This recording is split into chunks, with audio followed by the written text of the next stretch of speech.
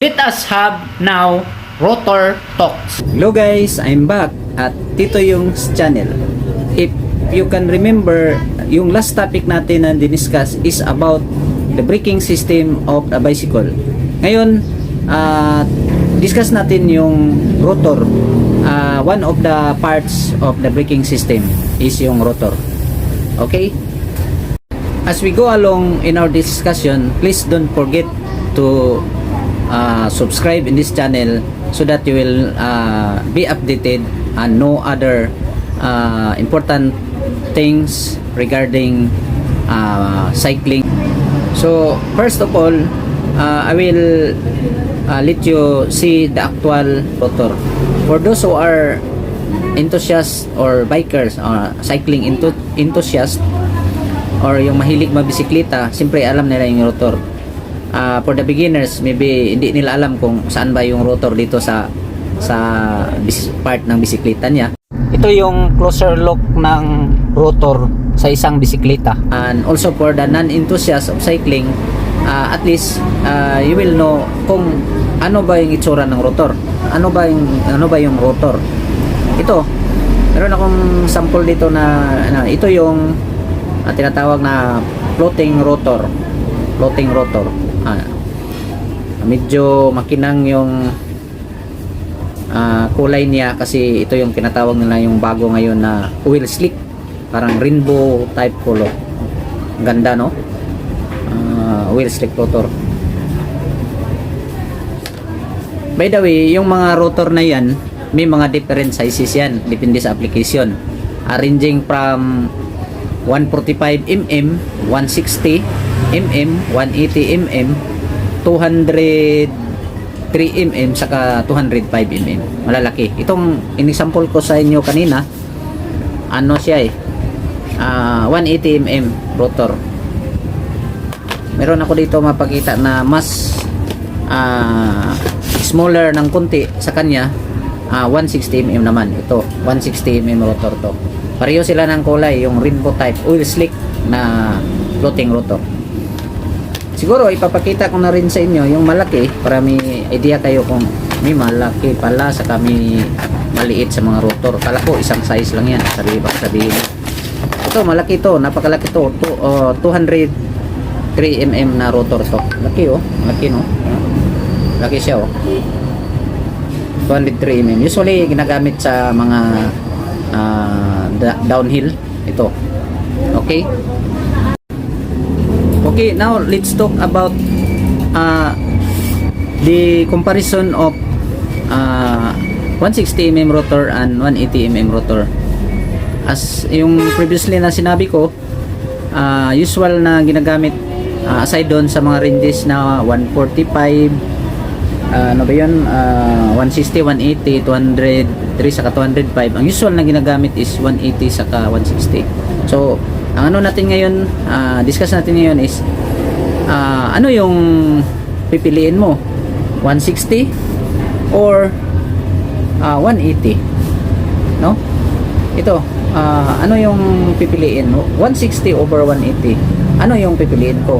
What's your choice for this different rotor sizes? Okay, we'll take a look yung advantage of bigger rotor, yung sinasabi ko kanina na 180 mm rotor. Ano bang advantage niya? Ano bang importance niya? So 180 mm rotor is siyempre malaki, larger than 160 mm rotor. So ang one of the advantage niya is great stopping power. Malakas yung ano niya, malakas makapagpahinto ng bisikleta. So aside sa ano niya, great stopping power, another advantage is better heat dissipation, no? Kasi malaki siya during descent rides, yung ano mo, pababa yung rides mo, downhill for example, since malaki siya, hindi siya madaling mag-init. Unlike doon sa maliit na malaking chance tend to overheat easier due to constant friction. against the brake pad. Pero sa mga malalaking rotor, hindi siya madaling mag-init kumbaga. Okay? Kasi kung mag-init na yung rotor mo, ang mangyari doon is there will be a loss of braking power. Tapos magda-damage yung mga brake pads mo. Yun ang mangyari. Kasi pag mainit na yung rotor mo, yung brake pad, siya, will tend to soften. Kumbaga parang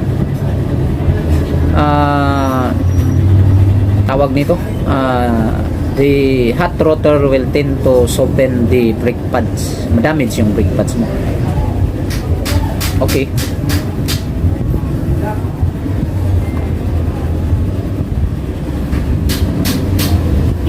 Another one is yung tinatawag na disc warping. Kung umiinit na yung rotor mo, mag-iinit na siya, mayroong tinatawag na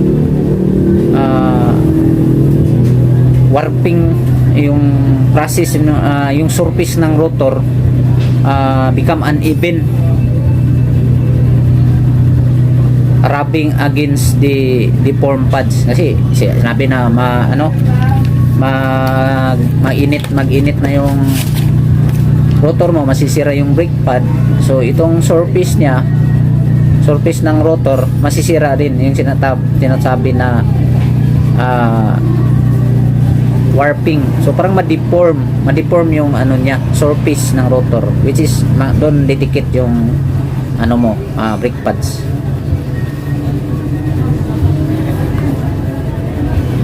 So yun ang yun ang another niya na Tapos another important thing as a advantage ng malalaking rotor is for heavier rider, for heavier individual, yung malalaking tao. Example, yung rider is 90 kilos or more. So siyempre, the greater the mass, the more braking power is needed to stop. Kasi malaking tao ang 90 kilos. So kailangan mo, yung bisikleta mo is great braking power para hihinto. Kasi lalo na pag decent ka, tapos malaking tao ang nakasakay, tapos hindi malaki yung rotor mo, hindi siya mag-hold ang brake mo. So yun ang advantage ng malaking rotor for heavier individual. But for yung hindi masyadong mabigat na rider, yung ginamit ko sa akin, example sa akin, ginagamit ko is 160 mm rotor lang. Kasi yung weight ko is nasa 61.5 kilograms. So gumagamit lang ako ng maliliit na rotors. Okay? Tuloy tayo sa dito naman tayo sa downside or disadvantages of 180 mm rotor over the 160. I mean the larger rotor compared to the smaller one. So ang isang disadvantage niya is higher chances of brake rubbing. Kasi kung ang 180, ito yung 180 mo, 180 mm rotor, have a longer radius, yung gaano kalaki yung radius niya. So compared to smaller, so as a result, smaller bend gets the rotor closer to the pad, closing the annoying rubbing. So that is why 180 mm rotors may need more frequently realignment. So kailangan siyang i-align yung niya, kasi madali siyang anong tawag doon, mabibend. Okay? Yun nga ang disadvantage, madaling mabend yung mga malalaking rotors. So another important naman to take note, dapat tandaan ng mga enthusiast or yung mga interesado ng mga biking is the bigger the rotor, siyempre the heavier the heavier it will be. So pag malaki, siyempre mabigat. So for the 180 for example, siyempre yung weight niya is quite different than the 160mm, yung maliit, mas magaan yung timbang. So kung siyempre yung uso ngayon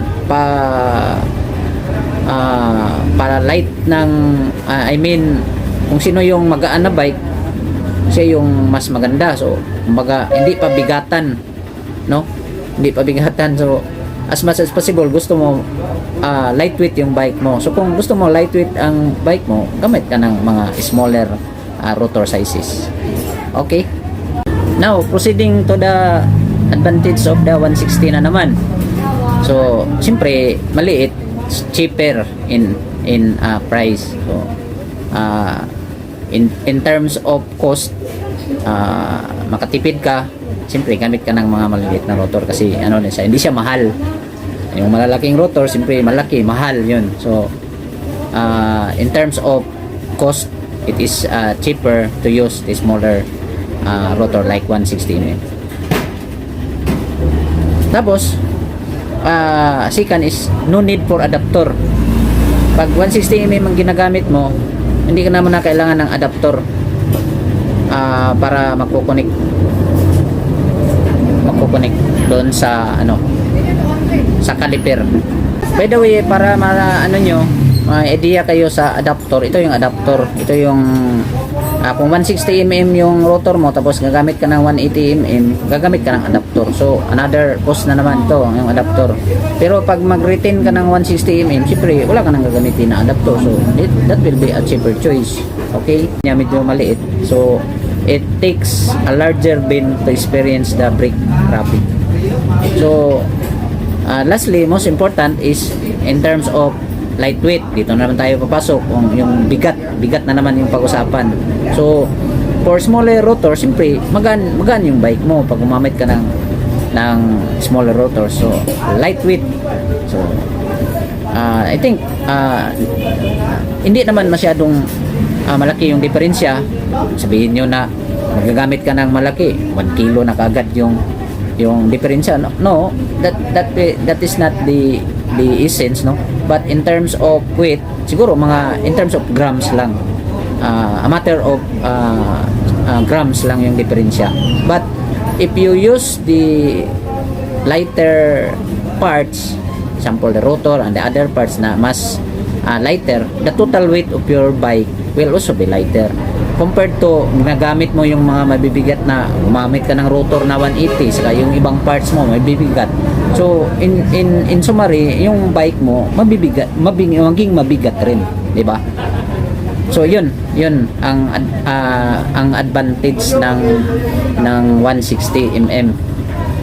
So looking at the disadvantage side naman, yan sinabi kanina is the bike size and weight, no. Kasi merong pag depende sa ginamit na bike size, no. Kasi pag gumamit ka ng 29er na bike, malaki man yung gulong, no, 29.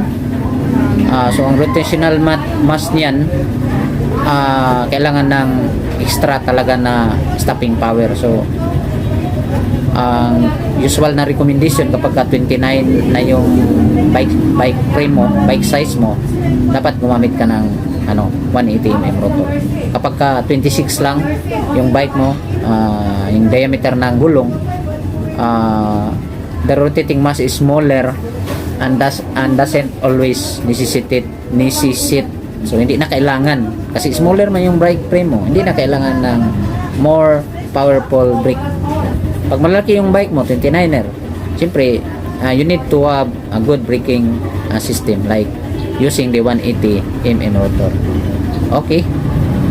Tapos yung rin, tandaan mo yung riding style and terrain mo. Riding style and terrain, yun ang importante. Okay. Kasi kung yung preference mo sa ride mo is more on decent, pababa, you would greatly benefit from stronger brake. Kailangan mo ng 180 mm rotor kung yun ang riding style ang terrain mo. Pero pag normal rides lang, hindi masyadong mga downhill, pwede ka naman gumamit ng 160 mm kasi hindi naman siya kailangan ng yung stronger braking system. Tapos rider suite, no, will be part of the equation. The heavier the rider, simply the larger the rotor he needs. The smaller or the lighter the rider, the smaller rotor size he needs. So yun, yun ang tanong dito is ano yung preference mo? So gagamit ka ba ng 160 smaller rotor or 180? So that depends on your style, that depends on your decision. Hindi na basta-basta na ito gagamitin ko kasi ito yung ginamit ng kasama ko kahapon sa biking. Nakita mo na yung ginagamit niya 180.